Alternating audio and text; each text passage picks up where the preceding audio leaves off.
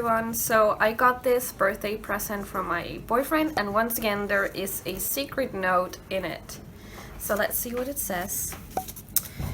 Dear Louise, today's challenge is spring themed. You are to incorporate the following items in your drawing using only your Daniel Smith watercolors and tools after your own choosing. 3 different kinds of animals, flowers of course, or plants, something that flies, non-animal, something to do with love, aww, an instrument, something magical. I wish you all the best and good luck. Yours truly, R. So that is going to be very interesting. I actually have 7 colors of Daniel Smith as of now. 5 of them was gifted to me from my boyfriend, and 2 of them I bought myself just recently. So that's a great, really great challenge, I think, and lots of fun things to incorporate. So let's get drawing. Hello and welcome to the voiceover part of this video. I should probably start by mentioning that this video is actually a year old.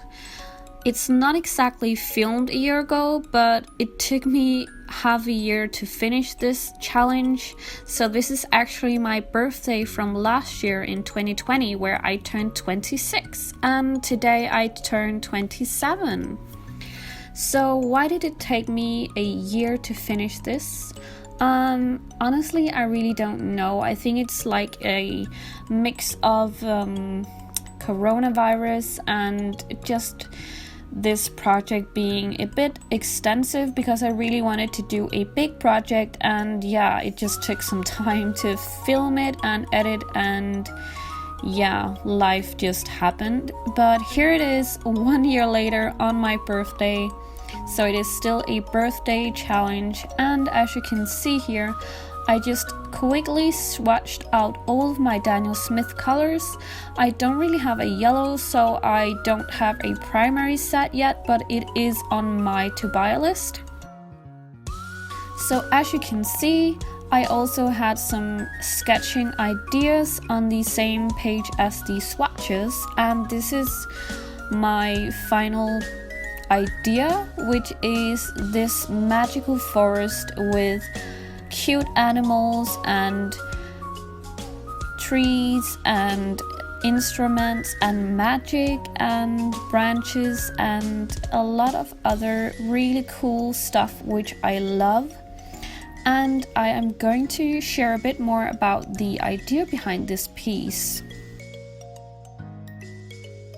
So I decided to do a piece all about me because it is my birthday and it had to include something about love, and I figured what is better than self-love and things you love.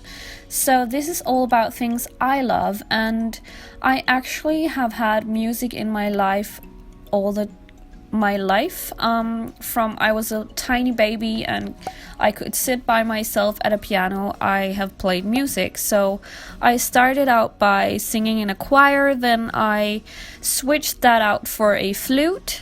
As you can see, I'm sketching out some flute trees here, and then I switched that off with my saxophone, and I've been playing on that since I was 12, so that's actually 15 years now. And that is the instruments in this piece. As you probably remember, the challenge said I had to include some instruments, and I also did these record discs in kind of like flowers or plant-like things. And I also have some drumsticks poking out of the bushes, and I have some drum houses and stuff like that. So there are a lot of hidden instruments in this piece, just to give it that kind of magically feel. And the next thing I had to incorporate was animals, and I actually have more than 3 types of animals just because I really like a lot of different types of animals and I love to draw them. So you probably saw the hedgehog sitting on an open book, and that is because I am also a writer. I write children's books, and the first one I published, there was a hedgehog on each page of the book. So you can look for that, and I really like books where you can like look for a character that doesn't really fit in with the storyline but kind of has its own storyline, and it's usually mice or something, but in my book it was a hedgehog. So of course I had to incorporate that in this piece. And there's also mice, there's the rabbit sitting by the witch, there is a spider, there are foxes, and there are also some parrots. Fun thing about me, I really would love to have a parrot as a pet. Unfortunately, my boyfriend is a bit scared of parrots because they talk, which is the thing I think is super cool about them. But it is also a big investment to get a parrot because they live like 80 years, so you would have to have it the rest of your life, and I'm not sure that my future children would love to take care of a parrot for me, but it is a really big commitment, so that's why I decided not to get a parrot after all. But moving on to the next part about this challenge, that was a flying object that was non-animal. Now you may have noticed that the witch is flying on something that appears to be a broomstick. In fact, it is not. It is actually a paintbrush, and that is of course to symbolize my love of painting and drawing. But that is not the non-animal flying object in this piece. It is in fact a boat, the boat with the mice in it, and it is of course a hot air balloon with a boat as the basket. I really love hot air balloons, and I would love to ride one day, but I just haven't had the chance yet. So that is definitely on my to-do list. And the next thing on this challenge was something magical. And actually I did that as the very last thing in this piece. It is of course the fuel of the brush she is flying on. So it kind of leaves this dust of glitter and love and music notes, of course, because it's all of the things that I love, and it's spreading all over this magical forest and leaving all of these weird musical instruments and little funny animals and stuff. And of course this was supposed to be a spring themed art piece, but I totally forgot that because I began the coloring of this in like autumn, and that's why it's autumn themed. It is in fact my favorite season of the year. I don't really know why, because I just love autumn, but yeah, that is why it's autumn themed. And I also really love the moon. I'm actually born at night, so I consider myself a moon child, but I also love the contrast between the moon and the sun, so I had to incorporate that in this piece as well. And I also have a dream catcher on the broom with her because I really love to dream. I remember my dreams almost every night, and it's always something fun and adventurous, like flying around or something like that. Now I want to talk a bit about these Daniel Smith colors. I know a lot of people love these and say they are the best quality you can get. I'm not too sure yet because it is really new for me to work with granulating colors, and it was a bit difficult for me to get a grasp of that and coming to terms with that, because it is kind of hard to control how the colors turn out. I really like a nice neat block of color, but as you can see it is shifting a bit around, and I'm not sure if it's my techniques or it's just how they are. But after all, I really like them still. I just don't think they're my favorite as of now. I think that's my white nights, definitely, but I am loving it still, and I really want to get some more Daniel Smith colors, preferably a yellow next time, so you have like the primary set.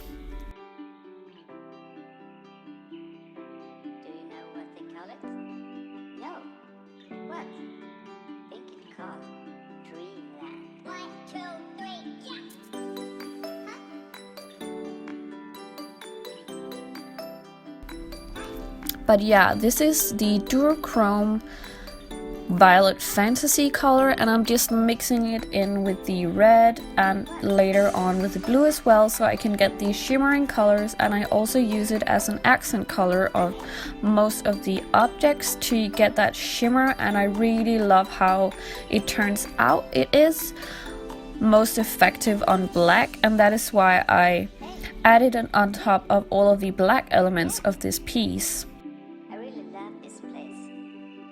As you've probably also noticed, there are books in the background, and that is to symbolize that this is my world and my little fantasy world. And there's also a teacup. It's not coffee, it's actually tea, because I like tea more than I like coffee, specifically chai latte.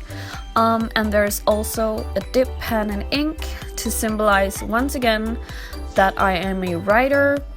And that is of course also why there's a lot of books.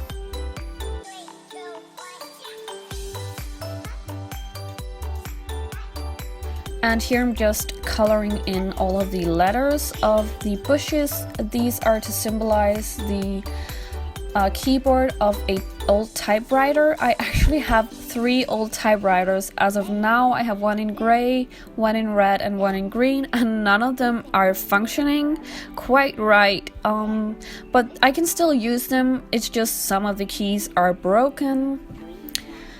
And here I have all of the eyes on the other bush. I'm not really sure why I did this. It's maybe just kind of to symbolize some type of spiritualism or something.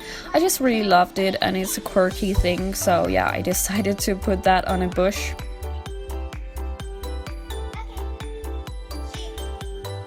But I'm really curious to know, do you like Daniel Smith, and do you own Daniel Smith colors? What do you think about them? And maybe you have another type of favorite watercolor, or you just think that Daniel Smith are the best. I would really love to know, so comment down below, what do you think about Daniel Smith watercolors? And also, if you see me doing something wrong with these, please let me know, because I am sure I did something wrong.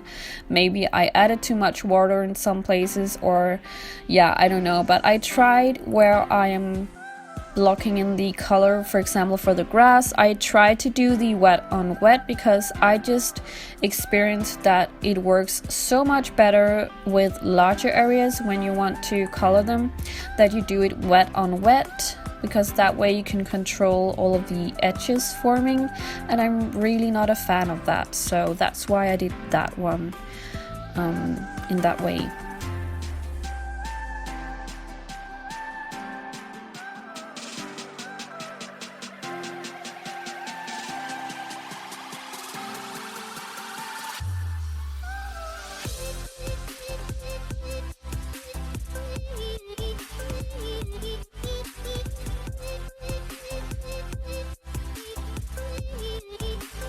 And yeah, I was watching a lot of Disney movies, because the Disney Plus channel was just aired in Denmark at the time, so this is about September 2020, and I was watching a lot of old classical movies from the Disney channel.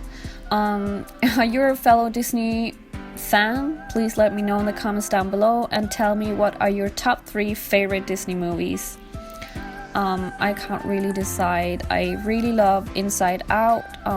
My heart goes to Bing Bong every time. Sorry, spoiler alert if you haven't seen it. Something happens to that character.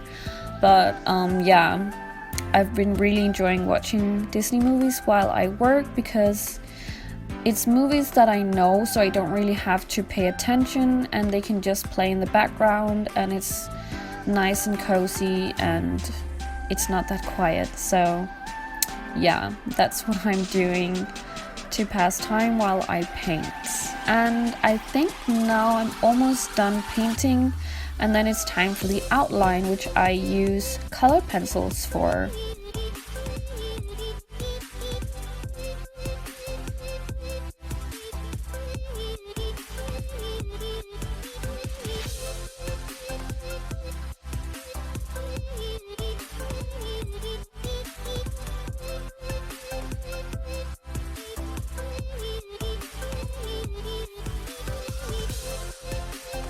And as I mentioned here, I'm just adding all of that lovely Violet Fantasy shimmery color.